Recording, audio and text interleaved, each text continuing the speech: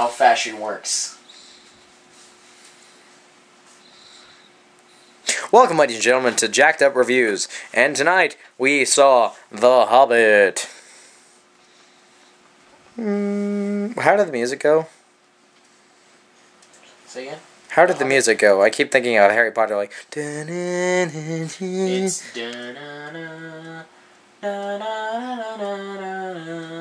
Oh, yeah. That sequence was great. Yeah. There was a lot of singing in the beginning, and then it just kind of died. Okay. I love how they like reuse that one little thing though a lot. Yeah, it could be used in a lot of moments. But yeah, they left out a lot of the songs that they sang, you know, in the movie. I mean, they were a jolly little, you know, troupe. Yep. Do you mean trope? Troupe. Okay. It's pronounced troupe. Okay, so tripods are lame. Okay, so first of all, this movie was great. It was 3 hours, but it didn't feel like it at all. And honestly, the third and first movie did get a little slow in The Lord of the Rings, but this one was fine. Everything from the book, from that part, I guess. Yeah, I don't really see any part of it that was really missed. Yeah. Though they've changed a lot of things, I don't think they've explicitly left something out. It's not like they changed it. It's like they... Well, they added It's like they put in a gap from events. But like... Yeah, it stuck to the source material. Pretty well. One thing that really irked me about the movie was that in the Goblin... No spoilers. Did I mention that part? You did not mention that part. Okay, well... Well, this is a review, isn't it? I mean... Yeah, but no spoilers. But what's the point of a review? Just so people will go see it. Well... Okay. In the part... We can do a spoiler section. With the part with the thing, I felt that the thing with the part was not good in the part Once we're done with our review, I'll turn on the spoiler alarm, and we'll start really talking. I feel as though I'm on a talk show, but okay. No, just go. Just go with it. Just have fun. Just move my hands in an explicit manner and talk about what I loved about the movie. Yes. Because I can do that. I can do that a lot. Visually, it was stunning. It was. I could... The scenery was always great. Well, no, I really enjoyed the scenery. I mean, it was really eye-opening and really eye-catching. It made you look around, but you still focused on the characters. Yes, Though, alright, something that really bugged me about the movie was the mix of CG and real people acting as monsters. There were orcs. Yes, there was one Hobbit, Balin, I believe. Hobbit? Orc? Dwaylen and Balin? I mean, dwarf? Yeah, dwarf. Okay, sorry. Wow, I made that mistake. Okay, well anyway, Balin, or they said Balin, didn't they? He was Balin. Okay. Well, anyway, at one point, it looked like he was CG. Well, it looked like, I think their makeup at parts was a little clunky, so they had to do CG maybe. Well, you have to remember, I mean, a man of that size and that weight, some things had to be CG. No. Because, especially the part where I almost screwed up there. But, yes, there were a lot of stunts in the movie that he did that... No, I mean like where he was talking. Oh. Like the stunts were pretty seamless. From what I've heard about HFR, you could see some of the stunts mess up. But in this you couldn't. But, yeah, I'm going to have to agree with you there. It still looked good, and you couldn't really tell unless you looked really hard. Yes.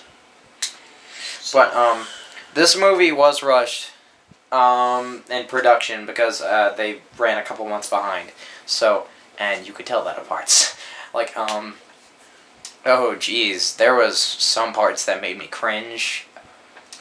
But other than that, the range was never really, like, okay to great, or okay to great. It was really obvious to really good. There was no between, because some of the stuff just couldn't be touched up in time. Which was really sad. Yes, it didn't really take away from it unless you were nitpicking, like I do. No, but yes, they did add story to this. They added a character. We're not going to tell you which. Yes, you'll have to watch. And they also added character. They added stuff from the appendices, which is just more than the original book.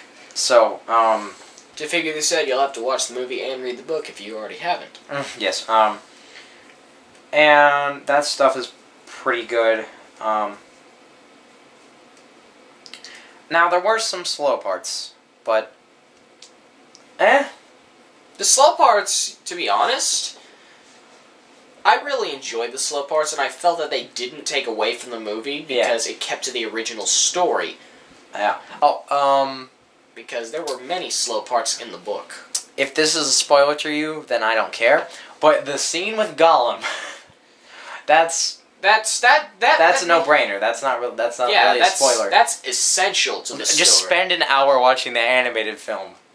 Let's see, I love that. Even though that was a slow part, it was essential to the film. Yes. The film would not have been the same without it. The entire series would not have been the same without that one little part. And this part they couldn't change because they're trying to connect it to Lord of the Rings. I can understand that, but Hobbit's a children's film, and look, but I've heard complaints that it's a children's film, also an action movie, but no, I think there's a pretty good balance. It's just the dwarves are silly. Yeah, the dwarves were silly in the book as well. There are some snot and poop jokes. But those are just one scene, so you can handle it. Well, you gotta remember, these dwarves have the mentality of a 13-year-old sometimes. They're very jolly folk. The fat one was adorable. Man, Thorin was a badass. He was. Didn't look very dwarvish sometimes. No. Killy, why was he a human? Killy was a human with ears. Of a dwarf. Well. Oh, and I like how maybe his mother or father was a human. We don't really got any backstory of some of those people, you know. Who would do a dwarf? I'm sorry, but who would do it? Okay, you just talked about halflings are they are humans. They are humans. Yeah. Yeah, okay, my bad. No, humans and dwarves. Okay, why? Well, not why, but I think it was funny.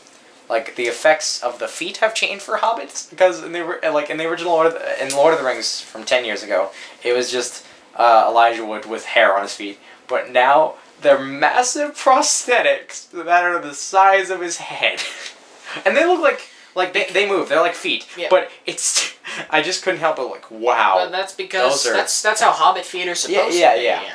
They're supposed to, because remember, hobbits don't wear shoes, so their feet have got to be big and leathery. Yeah, that did. Yeah, but the makeup has improved. The scenery has improved. The orcs are stupider. They look really bad. The other creatures look really cool.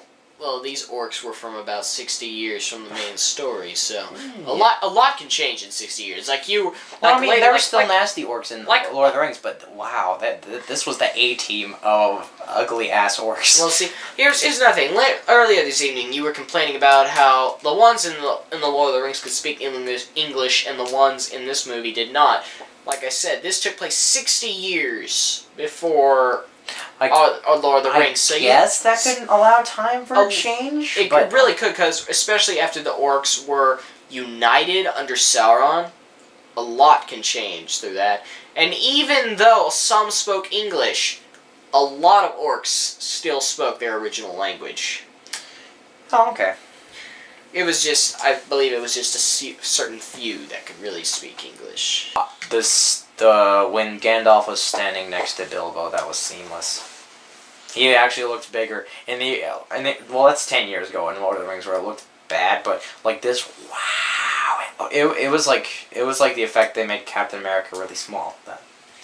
That was thumbs up on that. Okay, well, do you think we covered all the non-spoiler parts? I do believe we did. But yes, I give this movie a 9 out of 10. I give it a 9.8. I would give it a perfect. If it had been completed, because honestly it was not. Let's just hope that the next movie is. I would give it. I'd probably give it a 10.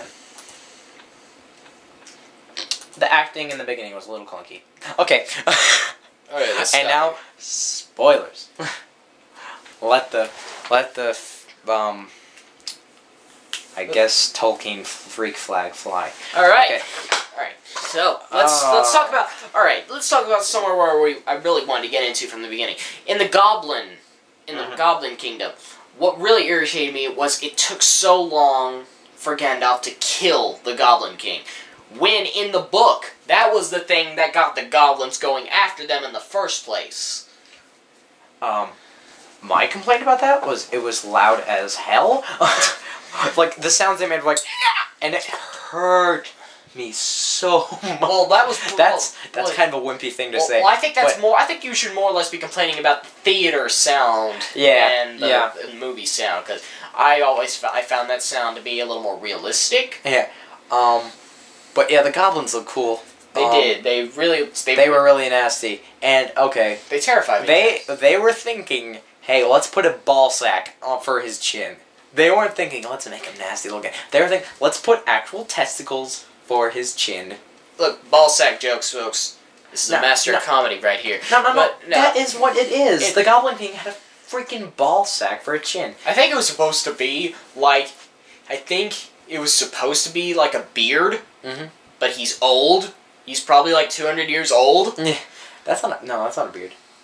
I know it wasn't. I know, but I think it was supposed to look like a beard. I was afraid Gandalf was gonna kill him, like cut off that thing, and like a baby would fall out. No, just like there were some scenes where it's like, hey, this is about to get gruesome, but then it just faked you out. Like he cut open the king's stomach, and he was like, well, that'll kill me, and I was like, oh shit, intestines. Oh no. I think the intestines didn't fall out because he was so fat. No, it's PG-13. They can't do that, but.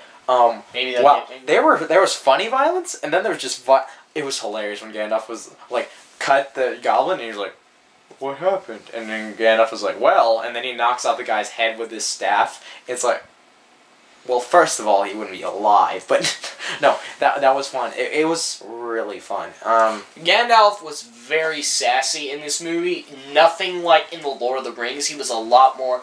You could say, I wouldn't say... it's fun, and he was more fun than in the animated Hobbit. And the book, so I think they were just like, you know what, let's make like them all dwarfs. Because here's the thing, because Gandalf, he's a very important wizard, he's a very important man, but he's a very jolly man too, because he even in the books, he looked on the lighter side, even though... He could acknowledge danger. He knew that if things are getting bad, he needs to get serious. But he's a very jolly man. He knows how to have fun, and he knows how to lift people's spirits, and he knows the right thing to do. Right. This man's been around since the beginning of time. I think he has some... Bing-ding of time. The bing-ding of time. And I think he has a few people skills. Oh, yeah. He was really fun. I loved the rock scene. I loved it. And people complained about it. That was in the book. It didn't. It was just like they went through the rain. Oh, there's some rock guys. It was just one sentence. I was like, huh, nice. The rock giants, they were mentioned in passing, but yeah, I always imagined like a rock golem, and then wow, it's a whole mountain. This was like Shadow of the Colossus times 3. To be honest, when I read the book, I really imagined them more like cave trolls, except larger. Yeah. That's what I was seeing them as, but now you have these, like you said, these mountain-sized giants throwing boulders and fighting for no apparent reason. Does this happen nightly? Do we got this going on? It was stupid when he said, it's not a thunderstorm, it's a thunder battle, and it's like, but thunder's not battling. It's like, why would you... No. Oh, and like, did the rock monsters die, or because there weren't that many mountains there? I mean, are they just dead? It's like once in a lifetime at the end. I think they are kind of dying. Cause do you not remember one got its head knocked off? No, yeah, that's what I'm talking about. I'm like, do we have to wait another 1,000,000 years for one of these? Because it's just And now here's another thing I want to say about the movie. I really enjoy the detail they put into the rock giant's head. Yeah. I like the detail. It's just sometimes it went a little overboard. Like in the scene meant for children, the trolls, the Cockney trolls going, "Hello, governor, I'm gonna chop off your face." And well, they were. Well, anyway, they were like hilarious. But they were disgusting. So that's like, Mom, get me the hell out of here. Like, Exactly. one guy, like, his face was this lumpy, and then his eye was going a different direction, and, like, just this leathery, just nasty. Oh, and Ragabast, he had bird poop on his head. Well, you know what? Alright, while we're on the topic of Radagast, I loved that they included him in the movie and he gave was him hilarious. such a big part. Because, remember, The rabbit sled. in the lore... Remember, in the Lord of the Rings books, Radagast only got one part, and it was only a speaking part in the Fellowship of the Ring. When did that happen? It happened in the middle of the Fellowship of the Ring, and... Was it in the movie? No, it was I'm not... sorry, I never read Lord of the Rings. I've only read The Hobbit. Alright, it was in the books only. He was only mentioned in the books, and he was actually the one that alerted Gandalf that Saruman wanted to see him. Oh, okay. And Radagast was only mentioned, and he talked to Gandalf a bit. It probably took up maybe half a page. Right. But Radagast is also a very important wizard, because remember, there are 5 great wizards. Yes. And... The 2 blues that Gandalf explicitly says, I don't remember. Yeah, no. And then, Saruman and Radagast, and then Gandalf, yeah. And, see... And you can obviously tell that Radagast is very powerful because he practically sucked out the darkness from that hedgehog. Yeah. And to be honest, Sebastian. Yeah, I Sebastian. remember the name of this hedgehog. But see, to be honest, when I watched the movie, that part scared me a little. I was not expecting Radagast to be able to do something like that. It was kind of funny to me because his eyes were like. Let's see. But the spiders were kind of creepy. Yeah. Just like destroying the house, and then like, oh, we're going. Look, the hedgehogs were leading the spiders.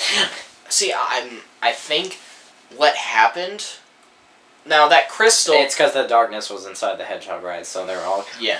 And see, no, what I was also wondering. Or was the crystal's power that made them go away? I think the crystal dispelled the darkness, but I think what happened was Radagast absorbed the darkness into the crystal. I don't know a lot. Oh, so the spider's like, oh no, dude. I don't know a lot about the lore behind the wands and staves of the wizards in Lord of the Rings.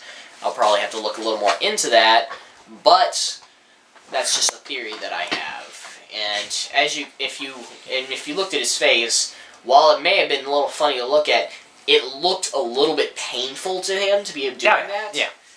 So, because I think there's more of a connection to the wizard and his staff than we think, because these are semi-sentient spirits. These are practically gods. Yeah. And I always love the parts where Gandalf is like, shut the hell up. Like, all of a sudden, the room is dark, and he's like, silence! But this one, I think, like, it has more effect when he just says one word. Yeah, and here's another thing. Or when he's more yelling. And this one, he just kind of went. Yeah. Well, see, here's another thing I really liked about this movie. You saw a more magical side of Gandalf a lot. He used his magic many more times than he did in the Lord of the Rings movies. Because in the movies, you probably see him use his magic maybe once or twice in the Lord of the Rings movies. You shall not pass. That's all I can think of. to be honest, that's all I could really think of off the top of my head. But in The Hobbit, you see him use it about 5-6 times just to split rocks. Fight with Saruman. Oh, yes. But that's all kind of the same. No. Well, no, when he fought Saruman, well, the first No, time... that's two different things. Okay, I was about to say, because in the first Lord of the Rings movie, remember, Saruman, he fought Gandalf, but it was kind of a one-sided battle because he had his staff and Gandalf's staff at the same time. Right. Gandalf was basically getting thrown around the room like a rag doll. But... Right, okay, I'm trying to think of... Oh, okay, spoilers. I can finally go into what I did not like, CG-wise. When you see Smaug's tail going into, and when he's going into, can't remember the names of the places in the Lord of the Rings. That's something you have to reread many times, isn't it? I mean, come on. Yeah, the Dwarven City. I cannot remember the name of it either. It's on the tip of my tongue. Harramore. Hedgemore? Erebor. Erebor, yeah. Aragorn. Okay, well anyway, it goes in, and then the tail's like 5 frames per second. It's just like, oh, yeah, it was bad. And then, the eagles, and then sometimes the orcs. Like, some of the orcs were completely CG, and I don't know why. I think it's because they couldn't get enough actors to play thousands of orcs. No. There's only like 5 orcs, though. Like, what about the one that had the beard? That looked like the bad guy from Hancock. Do you remember him? He got his arm. Yeah. Never mind, that's an obscure reference. Okay, but anyway. Okay, we've gone 20 minutes into this. Okay. I think that's a little long. I think we kind of I do think we kind of rambled on the spoilers. Yeah. But I'll dance around it. Okay, bye guys. Watch it.